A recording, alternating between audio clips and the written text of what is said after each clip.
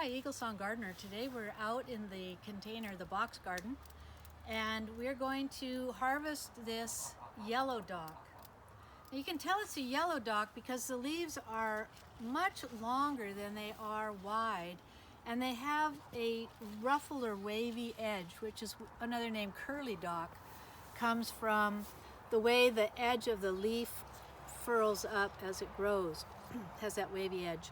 So yellow dock, we're going to talk about what it does in the garden right now, and then when we go in we'll make food preparations out of it, and we'll talk about how we can use it as a food and a tonic in our daily life. But right now in the garden, this is an example of a really splendid example of yellow dock. It's very large. It's in pretty lush soil. So I'm noticing that the lower parts of the leaves are actually already dying. And remember, yellow dock is a biennial. It takes, you want to see that again, Sally? It takes 2 years for this plant to actually come to fruition, and that means to put seed on. And so it is setting itself up to go through the winter as a storage root, and the top is going to die back, and then next year it'll come up again and it'll actually bloom early in the season. So right now we're going to cut the tops, and these are just really lush tops, and I'll put them here in the basket. And there's a lot of top here that is showing signs of age and blistered, and we'll feed those to the goats. They'll like them. But right now we're just taking out the green tops that don't have these little fungal parts on them. That's totally normal. It's just the way the plant grows.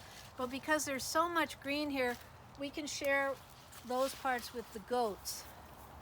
Here, down in the inside, is a really interesting thing about the dock family. You can go into this new growth area. You can see the new shoot coming up, and if I can get this out of here, it's really slippery, because see this here, come in as close as you can there, Sally. The polysaccharides that are in the new shoots are a really important part of the healing quality of this plant.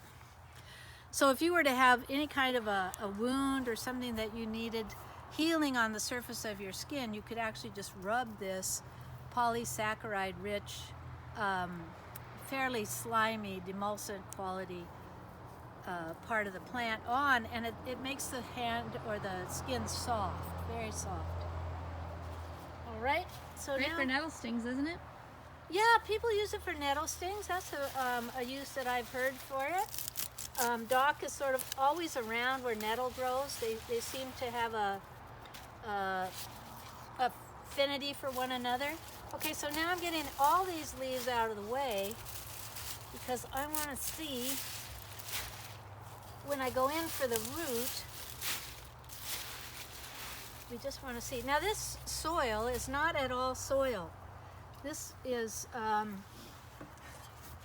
something we bought and brought in, which is a kind of rare thing for us to do, but it was an experiment. I wanted to see how fast I could make a garden.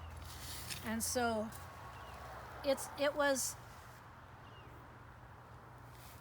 sawdust, small chipped wood, and cow manure mixed together. That's all it was. There was no real soil in it. So last year we had an incredible mushroom bloom out of it, and it's still a lot of sawdust, but it's starting to break down quite a bit. This was up to the top of the box when we put it in here 2 years ago now, and that's how much it's decomposed. Remember, it takes nature 1,000 years to decompose 1 inch of carbon on the surface. So by creating compost, we are really, really speeding up a pretty slow natural process. Okay, so what is underground here? Yeah, if we can pull that back, Judy, that'd be great. All right. We have a lot of side root growth. And the reason for that is this whole box garden is actually built on top of an old gravel driveway. So the roots are wanting to run laterally rather than go deep. And there's no big, long, or big, fat taproot on this particular yellow dock. And it's totally because there was no place for it to go. Once it hit the soil, or the gravel. So I'm just digging down to see, here we have ground ivy sneaking in from underneath the box. We'll take that out. We don't really need ground ivy, any more of it than we already have. We have quite a bit around here. Okay, so since I'm this far down, I just want to see what's going on. Well, right at the moment, I see dirt, but I see no sign of gravel. I don't know what that means. But it's still very hard. Up there's the gravel, about an inch below the dirt. There's no going down any deeper. So this plant, in its infinite wisdom, really decided to make what would be a taproot become several lateral running roots. These are all going to be great, whatever we decide to do with them. You can see the yellow color here in the root, which is where we get the name yellow dock. Much more yellow than the red dock root. And those are two common docks that grow around here. We're going to take off as much, and you can see how much hair root there is here. There's a lot of mycelium growth here. A lot going on in the root system of this dock. So it was up against the wood on this side. But look at these roots. These feeder roots are what created this amazingly lush top here. All these beautiful little feeder roots. I gotta put my glasses on to see the beauty of that. And you can see here, there wants to be a big taproot, but it just really knew once it hit that gravel, it was gonna have to spread itself out. So why does yellow dock, what's it show? It shows, number one, usually it grows where the soil is sour or acid. It likes moisture, it likes wet clay soil.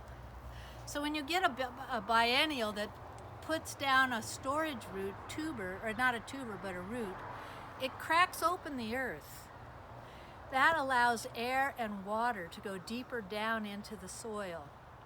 So as it brings nutrients up from the soil and they bring out to the surface, it's a way that nature actually brings deep minerals from below the ground